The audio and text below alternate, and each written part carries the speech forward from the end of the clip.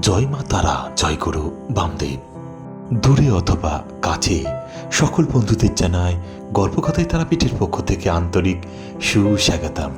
মহাপীঠ তারাপীঠের রহস্য হল এর অলৌকিক ক্ষমতা এবং সিদ্ধপীঠ হিসাবে পরিচিত। এই স্থানটি তন্ত্র সাধনার আদর্শ স্থান হিসাবে বিবেচিত এবং এইখানে স্বয়ং বামাখ্যাপার মতো সাধকরা সিদ্ধি লাভ করেছিলেন।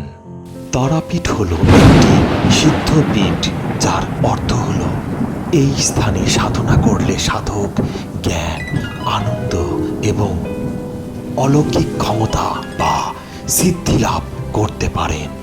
তো বন্ধুরা, মহা আনন্দে দর্শন করুন আনন্দময়ী তারা মাকে, আর প্রাণ খুলে উচ্চস্বরে বলুন জয় মা তারা, জয় জয় মা তারা, জয় মা তারা।